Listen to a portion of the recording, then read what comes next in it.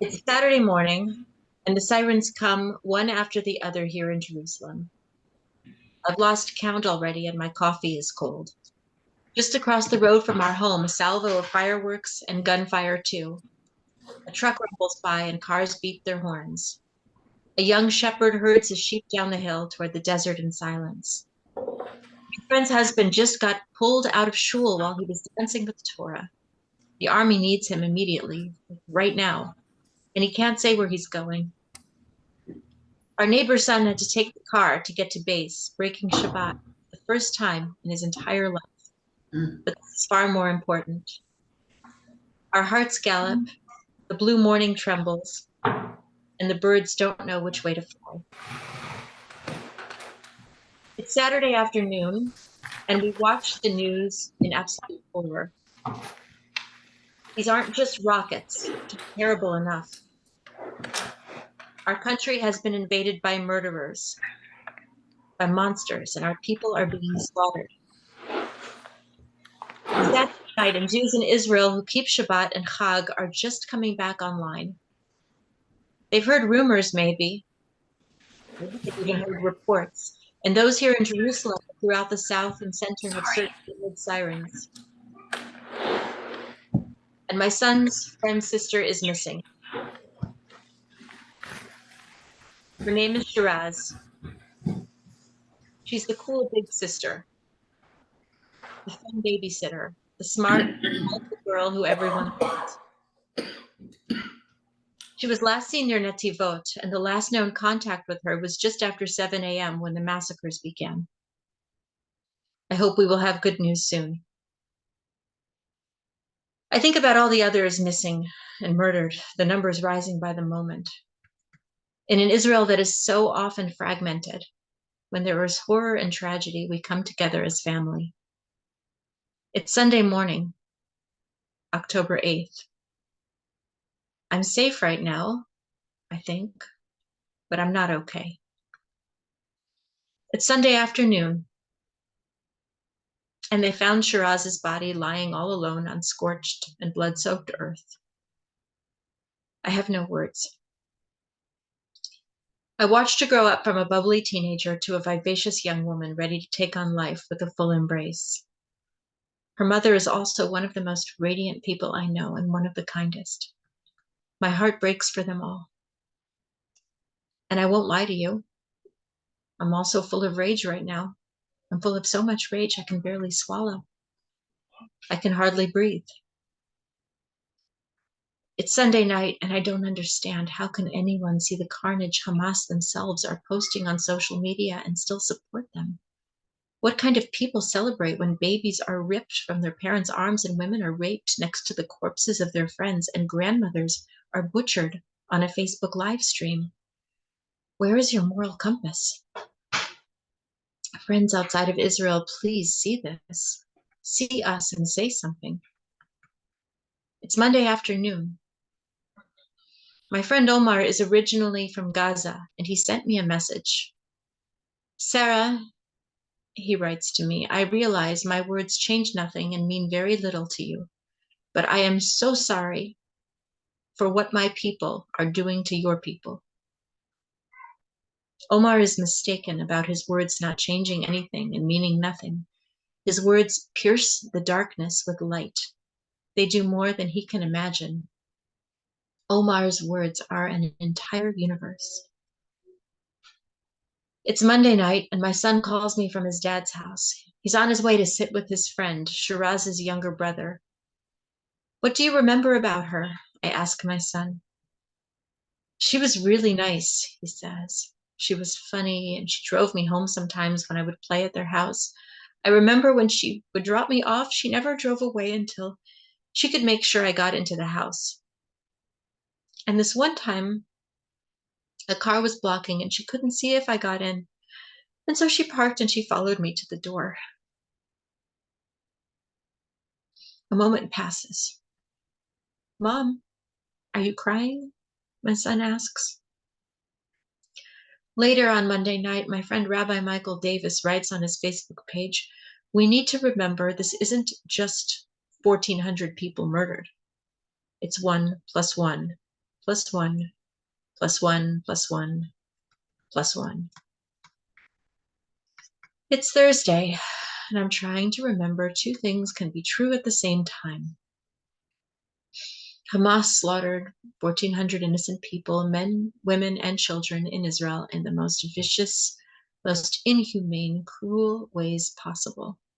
They raped, they tortured, they butchered everyday folks who were just waking up on a Saturday morning. You cannot negotiate with monsters. Hamas needs to be eradicated. And there are innocent families in Gaza too. In so many ways, they are also held captive by Hamas, including kids who are now living in darkness and enduring Israeli reprisal airstrikes who have very little hope for a better future at this point. One day, we will need to build bridges with the innocents who survived this war, and I know we aren't there yet. The pain is too thick, the fear is too suffocating. So for now, I will try my best to remember that while we must do whatever it takes to protect our children, one day our children and their children will emerge from the rubble and need to rebuild. It's Shabbat again. I don't know how that's possible. And we're reading from the Torah from the beginning all over again, creation. But all I see is destruction. But in the beginning, there was darkness. Just like now, all around me rot, viscera, blood, and smoke. But Rabbi Evan Schultz reminds me of the prophetic words of Jonathan Larson in his play Rent. The opposite of war isn't peace. It is creation. It's Sunday now, and I just learned my friend Haba Zagut was killed in an Israeli airstrike. She was a spectacularly talented artist from Gaza. I connected with her work through a mutual friend, and we chatted a bit online, and I was saving up to buy one of her paintings, her renderings of Jerusalem, a place she considered home, but actually had never seen with her own eyes, had just flown from her heart. The stories she would tell through her art speak of beauty, of hope, of struggle, of resilience.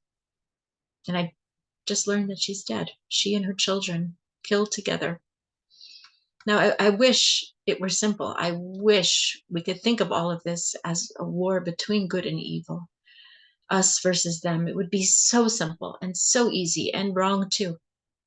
Because while it's true that Hamas is evil and they are monsters and they wrought cruelty and mayhem on my people, while it's true they raped and tortured and slaughtered and ruined the lives of too many people, there are innocents in Gaza too. Just everyday folks, teachers and artists and doctors and poets and parents and babies and artists, so many people. And they're plunged into this chaos along with us.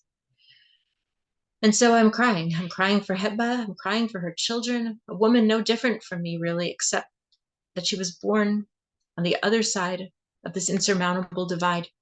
So please, if you can, just take a moment. Count her among our dead too, and mourn her as you would a friend. It's Tuesday, a week and a few days later since October 7th, and it's been such a time that whenever I see any photo on social media, a selfie, a family picture, a vacation snapshot, I'm sure it's just going to be another horror story of another victim. On Wednesday, I saw footage of women in London and in Brooklyn ripping the photos of kidnapped Jewish babies down from a wall. Simple flyers with little faces of smiling kids who may never come back home to their mothers. If their mothers are even alive. I wonder if these women ripping the posters down are mothers themselves. I mean, not that it really matters, but I thought we mothers shared an understanding that babies should be off limits, even in war. Babies are precious. I've always just assumed we were all connected, we mothers, by a pulsing cord of shared experience, a cord that nourishes our capacity to care and love and protect, a twinge in our womb, a heaviness in our breasts, the memory of a milk-drunk head on our shoulder and a little hand pulling on our hair. The actual ache we feel when our child is hurting and we can't help, I thought it was big enough and vast enough and powerful enough to spill over and make us care about other babies, even if they aren't ours.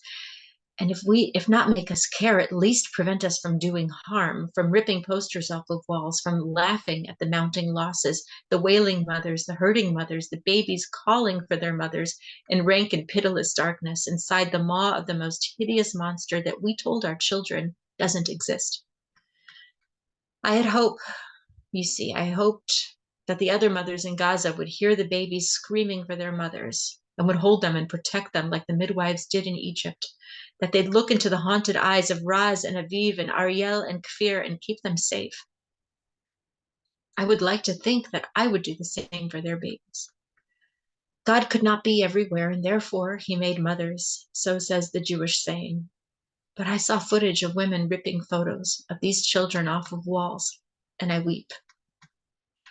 It's just before Shabbat, nearly 2 weeks since the massacre, and earlier at the mall today, there was a new dad holding a tiny blue bundle. Oh my God, he's so cute, I said. He is my entire world, the proud father says. He's gorgeous. What's his name? Well, we changed it. I won't tell you what it was before, but after the war began, after all the hell we are living, we wanted to give our son a new destiny. So we named him Raphael Eitan, Raphael for healing and Eitan for strength. In Judaism, we say that the day a baby is born is the day that God decided creation was not complete without his or her precious soul in it. Babies born now are arriving into a shattered world, and their tasks will be mighty. There is so much pain and suffering and injustice, but each new life in this generation is arriving at exactly the right time to bring change and beauty and strength and healing for all of us. It's Monday and I'm just so tired of the social media vitriol, and I feel like I need to set the record straight. Jews belong to the land of Israel. We have historic and genetic connections to this place that have nourished us for thousands of years and nourish us to this day even still. And while Palestinians also belong to the land with their own deep and abiding connection that we must recognize and respect, no one, and I mean no one, has the right to call Jews colonizers in Israel. We are not colonizers. We are Jews who have come home. And no one, not us, not them, neither Jew nor Arab, is leaving. On Tuesday, I saw a wedding photo, and such a wedding photo it was. The couple holding hands and beaming, a filmy white veil over the bride's face, the groom with a white yarmulke on his head, and both in their army uniforms. I'm sure they planned a different sort of wedding, but both got called up and need to serve, and so they embrace what they have when they have it. When given the option, we Jews always choose life. Even when it's not as we expected, we open our arms and we take it. We don't wait for the right moment. We seize the moment and we make it right. Even in the midst of tragedy in Judaism, we have a rule. If a funeral procession and a wedding procession meet at a crossroads, the funeral procession must make way for the wedding procession, because life always comes first. On Thursday, nearly 3 weeks since we woke up in hell, I see people demanding an Israeli ceasefire in Gaza. They don't like the bombings. To be honest, neither do I. I think about innocent Palestinian families in Gaza that had nothing to do with the horrific massacre, in which 1,400 of my brothers and sisters in Israel were butchered by Hamas, and 240 people are still held hostage in the belly of the beast. But then, today, a Hamas official literally said the following: Israel is a country that has no place on our land, and we must remove it because it constitutes a security, military, and political catastrophe to the Arab and Islamic nation. We are not ashamed to say this. So what the hell do you want from us? What do you want us to do? Line up and just be shot? Just quietly sit and wait to be slaughtered? Does it trigger you when we defend our country and our very lives? I'm all for working out a just and equal and safe solution so Palestinians and Israelis can live side by side as partners one day. But get this through your heads. Hamas is a terror group, and they want us wiped off the face of the earth. This isn't Jewish paranoia on my part. They say it. They say it. And they say it over and over and over again. Do you actually expect us to cooperate with them? It's been 3 weeks since the war began, and I've learned 2 things. There are a lot of people around the world who don't even love dead Jews. And despite our oft internal strife, a struggle which seems literally threaded into the fabric of who we are, we in the Jewish community and our allies who actually do give a toss about us. When it comes down to it, we truly love each other with a ferocity that is spectacular to behold, and we will support one another and stand together as a loyal family.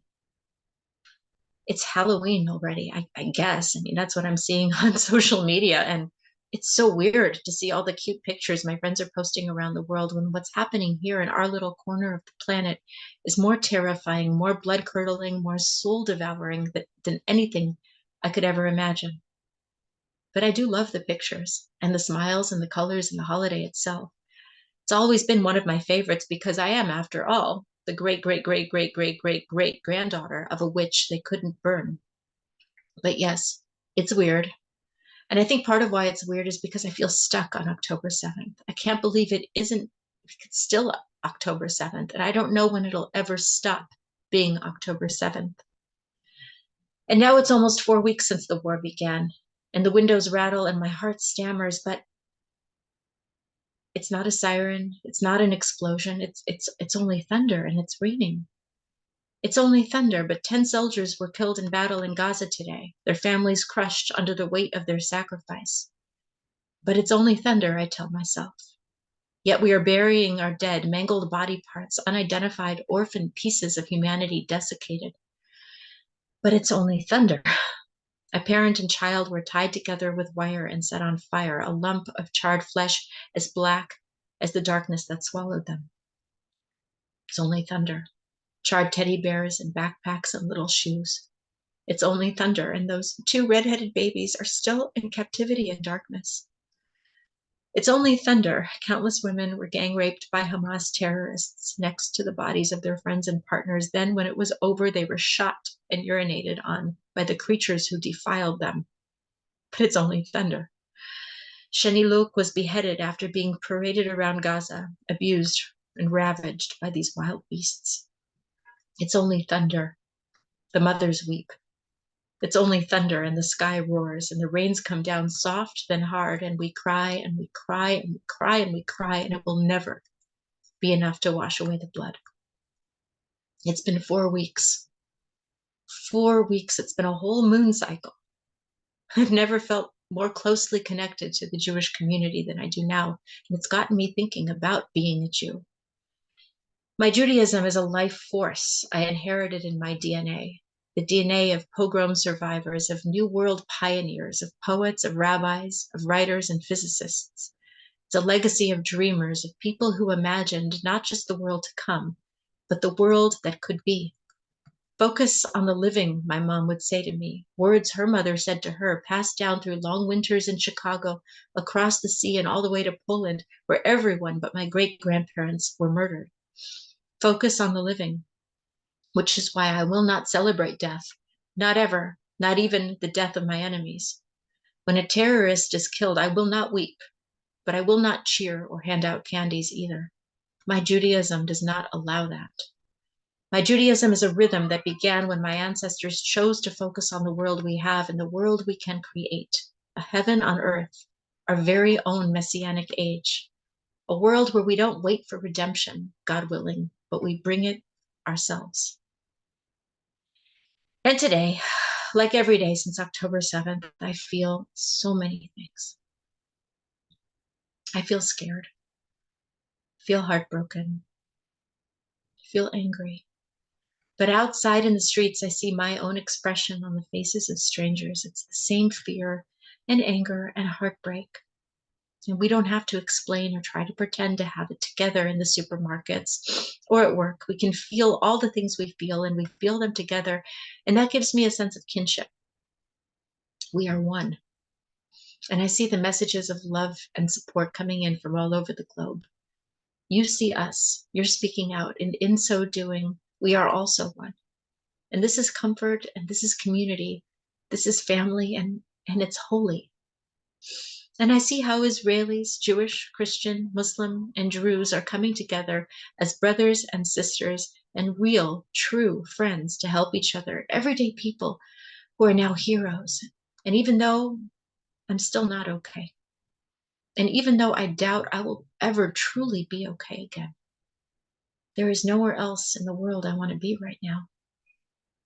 And I'm so grateful that you're all here with me. So thank you for listening. And if you have any questions, I'm happy to try to answer them with the caveat that I'm not a military correspondent or a politician. I'm just, I'm a writer who lives here in Israel, raising my kids and just doing the best I can.